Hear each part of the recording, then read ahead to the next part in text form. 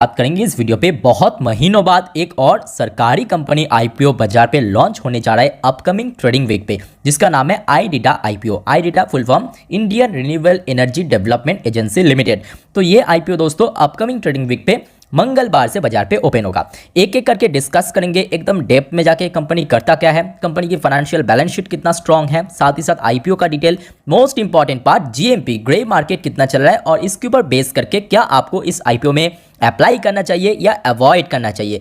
तो देखते जाइए वीडियो को और आप सभी को मैं रिक्वेस्ट करूंगा प्लीज वीडियो को बिना स्किप के पूरा अंत तक जरूर देखना। तो कंपनी सबसे पहले करता क्या है, तो देखिए IREDA is an experience financial institution that has been actively promoting, developing and extending financial assistance for the new and renewable energy project as well as energy efficiency and conversation project for over 36 year. तो दोस्तों यहाँ पे साफ सुथरा में मालूम पड़ रहा है कि बेसिकली कंपनी एक फाइनेंशियल इंस्टीट्यूशनल कंपनी है। जैसे कि सपोज रेलवेज के अंदर आईआरएफसी हो गया, फाइनेंस डिपार्टमेंट को कंट्रोल करता है यानी फाइनेंसिंग करता है, ठीक वैसे ही दोस्तों इंडिया का जो रिन्यूएबल सेक्टर है उसको दोस्तों फाइनेंस करता है कौन, आईडीडा ये कंपनी, ठीक है। तो मतलब एक तरफ आप बोल सकते हो जैसे कि रेलवेज के अंदर आईआरएफसी है, ठीक वैसे ही जो रिन्यूएबल सेक्टर है इस पर्टिकुलर सेक्टर के लिए आईडीडा है। तो मतलब एक तरफा रिन्यूएबल का जो आईआरएफसी है वो हो गया आपका आईडीडा। तो ये हो गया बेसिकली कंपनी का काम। और एक तरफा देखा जाए आईआरएफसी भी जैसे कि मोनोपोली कंपनी, क्योंकि रेलवेज के अंदर और कोई फाइनेंस सेक्टर की कंपनी नहीं है, ठीक same to same renewable sector की बात करें सरकारी कंपनी में ये एक लौती कंपनी है, ठीक है। होपफुली इसका बिजनेस मॉडल आपको अच्छे से समझ आ गया कि ऑब्वियसली यहाँ पे फाइनेंसिंग का काम करता है हर एक चीज़, जैसे कि यहाँ पे मेंशन किया, जैसे कि आप देख सकते हो कि प्रोमोटिंग हो गया, डेवलपिंग हो गया, एक्सटेंडिंग फाइनेंशियल असिस्टेंस हो गया for new and renewable energy project हो गया, तो इसको मैनेज करना, प्रमोट करना, डेवलपिंग करना, ठीक है, ये सारे काम कंपनी करता है। तो चलो ठीक है, सरकारी कंपनी है। अब इसका मतलब ऐसा नहीं है कि कंपनी बहुत बढ़िया। अब देख लेते हैं कंपनी का फाइनेंशियल बैलेंस शीट, क्योंकि इसके देखे बगैर दोस्तों आपको कुछ भी यहाँ पे कमेंट नहीं करना चाहिए।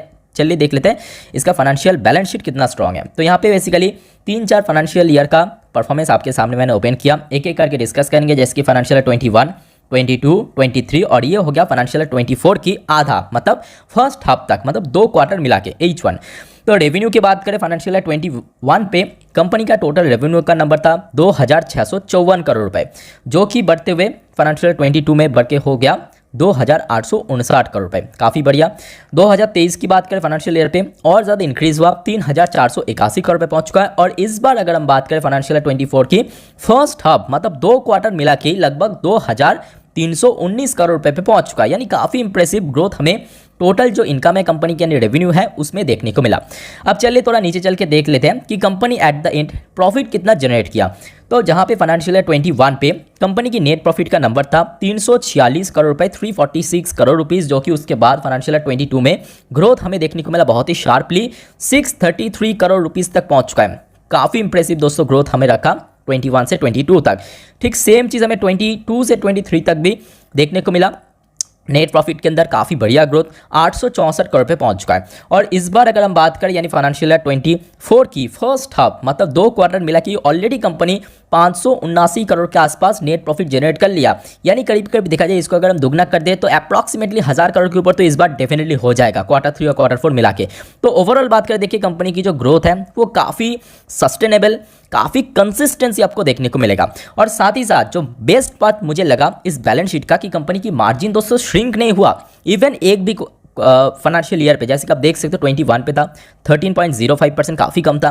फिर देखिए सीधा सीधा 22% के ऊपर पहुंच चुका है। फिर देखिए 23 में, मतलब फाइनेंशियल 23 में बढ़ के 24.83%। अब देखिए फर्स्ट हाफ में ऑलरेडी देखिए कंपनी 24.97 की आसपास मार्जिन के लेके काम कर रहा है। तो कहीं ना कहीं देखा जाए इसका फाइनेंशियल जो ग्रोथ है या बैलेंस शीट है वो एक्सट्रीमली स्ट्रॉन्ग है, इससे हमें साफ सुथरा मालूम पड़ रहा है। अब हो भी क्यों ना, क्योंकि ऑब्वियसली आज की डेट में देखिए रिन्यूएबल सेक्टर बहुत ही फास्ट ग्रोइंग सेक्टर में से है, ठीक है। अब चलिए देख लेते हैं इसमें जो भी सारे शेयर एलोकेट किया है उसका क्या वैल्यूएशन रखा गया, क्योंकि ये भी आपको जानना जरूरी है। कभी कभार हमने देख लिया कि जो शेयर है वो बहुत ही एक्सपेंसिव वैल्यूएशन में ऑफर किया जा रहा है शेयर होल्डर इन्वेस्टर्स को, ठीक है। वैसा हुआ तो बहुत बुरी बात। तो देखिए फाइनेंशियल 21 की बात करें कंपनी की EPS था, अर्निंग पर शेयर सिर्फ 4.41, 22 में इंक्रीज हुआ, काफ़ी इंप्रेसिव 8.03 हो चुका है। फाइनेंशियल 23 की बात करें 3.8 सॉरी 7-8 पे पहुंच चुका है। पी रेशियो दोस्तों मुझे काफ़ी बढ़िया लगा, क्योंकि अगर आप देखोगे इसका जो लोअर प्राइस बैंड और अपर प्राइस बैंड का पी रेशियो है, तो लोअर प्राइस बैंड यहाँ पे जो भी सेट किया उसके ऊपर बेस करके पी रेशियो मतलब प्राइस टू अर्निंग रेशियो 7.94 का है।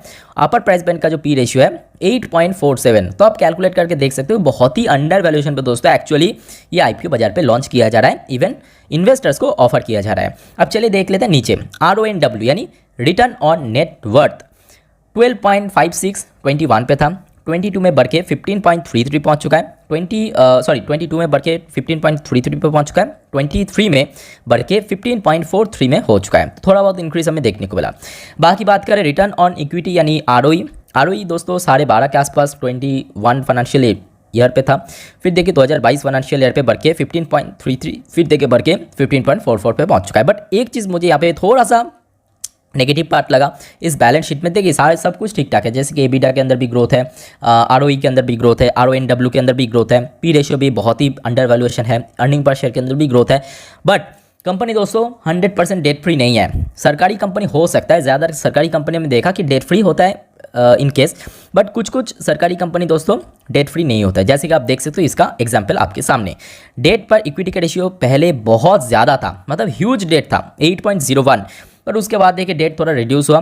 फाइनेंशियल 22 में 5.24 का हो चुका है डेट पर इक्विटी, बट आज की डेट पे मतलब फाइनेंशियल 23 एकदम रिसेंट अपडेट के अकॉर्डिंग डेट पर इक्विटी का रेशियो काफ़ी बढ़ चुका है, 6.77 का आसपास पहुंच चुका है। तो ये एक बहुत बड़ा हेडेक हो सकता है। बट हाँ, क्योंकि देखिए है तो सरकारी कंपनी, तो उतना ज़्यादा प्रॉब्लम भी नहीं है, ठीक है। ये अगर प्राइवेट कंपनी होता तो वो अलग बात है, तो प्रॉब्लम की बात होता। बट आई थिंक आज की डेट में सरकारी कंपनी है, तो यहाँ पे डेट पर इक्विटी उतना ज़्यादा मैटर नहीं करता, ठीक है। तो होपफुली आपको समझ आ गया, ये हो गया कंपनी की फाइनेंशियल बैलेंस शीट। मुझे तो काफ़ी स्ट्रॉन्ग लगा। बाकी दोस्तों आपको कैसा लगा बैलेंस शीट या वैल्यूएशन, प्लीज़ कमेंट बॉक्स में कमेंट करके जरूर बताना। अब चलिए थोड़ा हम देख लेते हैं आईपीओस के बारे में। बट उसके पहले दोस्तों, अगर आपको वीडियो भी तक अच्छा लगा, इन्फॉर्मेटिव लगा, प्लीज़ वीडियो को लाइक करना और चैनल को सब्सक्राइब करके जरूर रखना। और आप सभी को मैं रिक्वेस्ट करूँगा, कल सुबह दोस्तों टाटा टेक्नोलॉजी आईपीओ के ऊपर सुबह 10:30 की वीडियो आ जाएगा। ध्यान से सुनना, कल सुबह संडे के दिन मॉर्निंग 10:30 पे वीडियो आ जाएगा टाटा टेक्नोलॉजी आईपीओ का A to Z detail review. तो वो वीडियो जरूर देखना, ठीक है। जिस वजह से मैं बार बार सबको रिक्वेस्ट करूंगा, सब्सक्राइब करके चैनल को जरूर रखिए। अब चलिए iRITA की बात करें। iRITA दोस्तों बाजार में ओपन होगा 21 नवंबर 2023 यानी मंगलवार से।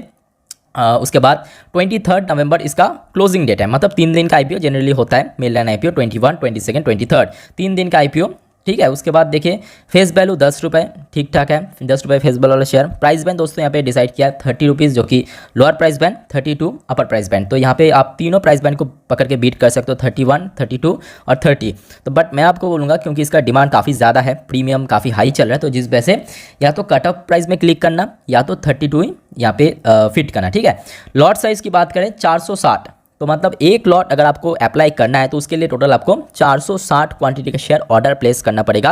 यही इसका मिनिमम ऑर्डर लॉट है। अगर आपको 2 लॉट करना है तो ×2, अगर 3 लॉट करना है तो इसको ×3, ठीक है। इसी रेशियो में बेसिकली आप इंक्रीज कर सकते हो आपका लॉट साइज।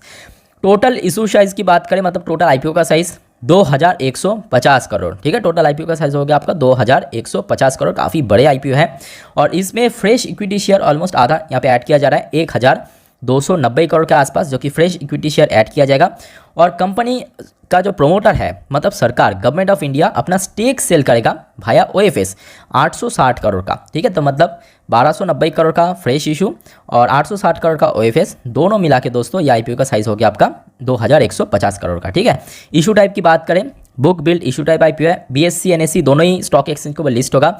अब चलिए देख लेते हैं हमारे प्यारे रिटेल इन्वेस्टर्स के लिए कितना % शेयर एलोकेट किया है। तो QIB कैटेगरी के लिए टोटल 50% शेयर, इन जनरल वैसे ही होता है मेनलैंड आईपीओ के केस में। रिटेल कैटेगरी के लिए 35%, काफ़ी बढ़िया, 35% यहाँ पे रिटेल कैटेगरी के लिए रखा है। और HNI के लिए टोटल 15% शेयर एलोकेट किया, ठीक है। तो ये हो गया दोस्तों आईपीओ का डिटेल। अब चलिए कुछ इंपॉर्टेंट डेट्स मैं आपको दिखा देता हूँ। जैसे कि आईपीओ ओपन होगा ट्यूसडे यानी मंगलवार 21 से, 3 दिन का आईपीओ, ट्यूसडे, वेडनेसडे और थर्सडे 23 नवंबर 2023 इसका क्लोजिंग का आखिरी दिन है।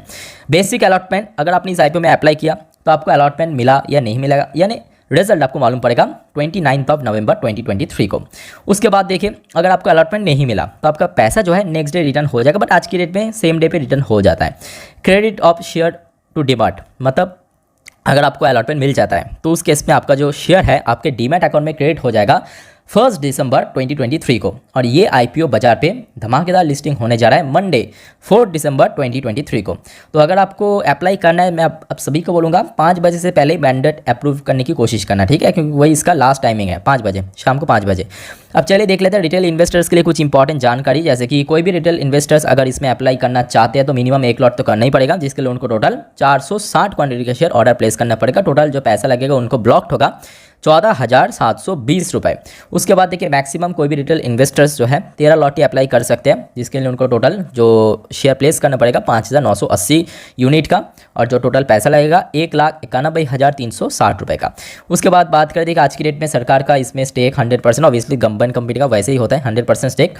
तो जब ये बाजार पे लिस्ट हो जाएगा तब गवर्नमेंट का स्टेक जो है, मतलब प्रोमोटर का स्टेक रिड्यूस होके 75% पे हो जाएगा। अच्छा यहाँ पे और भी कुछ इंपॉर्टेंट डिटेल्स है मैं आपको शेयर करना चाहूँगा, जैसे कि आज की डेट में इसका पी रेशियो है अपर प्राइस बैंड के अकॉर्डिंग 8.47%, ये पोस्ट पी मतलब जब लिस्ट हो जाएगा लगभग 7.42% के आसपास हो जाएगा। बाकी बात करें आज की डेट पे इसका जो मार्केट कैप, मतलब आज जो प्राइस बैंड यहाँ पे चल रहा है उसके ऊपर बेस करके 8,500 करोड़ 8,600 करोड़ के आसपास इसका टोटल प्राइस बैंड है, ठीक है। तो मतलब देखा जाए आज की डेट में एक स्मॉल कैप कंपनी। अब चलिए देख लेते हैं कि मोस्ट इंपॉर्टेंट पार्ट, अगर आपको आईपीओ में अप्लाई करना है तो अक्सर लोग हमने देखा कि लिस्टिंग गेन पाने के लिए अप्लाई करते हैं, क्योंकि अच्छा खासा लिस्टिंग मिल जाता है, बहुत ही कम दिनों के अंदर काफ़ी अच्छा पैसा मिल जाता है। तो जब ये शुरू में हमने देखा था प्राइस बैंड अनाउंसमेंट नहीं हुआ था तब तो इसका प्रीमियम काफ़ी कम चल रहा था 3% के आसपास, बट उसके बाद देखिए जैसे ही प्राइस बैंड अनाउंसमेंट हुआ लगभग 9, 12, 25 में पहुंच गया था प्रीमियम। उसके बाद देखिए 25, 21, बट आज की डेट में देखिए एकदम 18 तारीख का, ये देखिए लेफ्ट साइड पे 18 तारीख का लेटेस्ट अपडेट है, इसका प्रीमियम चल रहा है 21.88% के आसपास, यानी काफ़ी एक डिसेंट टाइप का प्रीमियम बोल सकते हो, मतलब बहुत हाई फाई भी नहीं बहुत ख़राब भी नहीं, एक डिसेंट टाइप की प्रीमियम के साथ ट्रेड करा है ग्रे मार्केट में। अब चलिए हम बात करेंगे कि आपको आईडीडा आईपीओ में यानी Indian renewable energy development agency limited IPO में अप्लाई करना चाहिए या नहीं। तो 2 ऑप्शन मैं आपको दूंगा। सबसे पहले देखिए लॉन्ग टर्म के लिए ठीक ठाक मुझे लग रहा है, बट अगर इसका प्रीमियम देखिए 15 से 20% के नीचे पहुंच जाता है, मेरे बात को पहले ध्यान से सुनना, अगर इसका प्रीमियम जो है जिसका चांस काफ़ी कम है, अगर 15 से 20% के नीचे पहुंच जाता है तो उस केस में आपको बोलूँगा डे 3 में देख के बाद अप्लाई करना। बट अगर इसका प्रीमियम लगभग 25-30 के आसपास रहता है तो उस केस में आपको बोलूँगा आप चाहे तो इसमें अप्लाई कर सकते हो। अच्छी कंपनी है, देखिए अगर आपको मिल गया तो डेफिनेटली शॉर्ट टर्म में एक अच्छा खासा आपको यहाँ पे लिस्टिंग मिल जाएगा। तो ये मेरे तरफ से दोस्तों आपको रिकमेंडेशन रहेगा। बाकी देखा अच्छे से खुद भी स्टडी करना, इसके ऊपर एनालाइज करना, उसके बाद इन्वेस्ट करना ना करना कंप्लीटली आपके ऊपर डिपेंड करता है। और आप सभी को मैं रिक्वेस्ट करूँगा चैनल को सब्सक्राइब करके जरूर रखिए और कल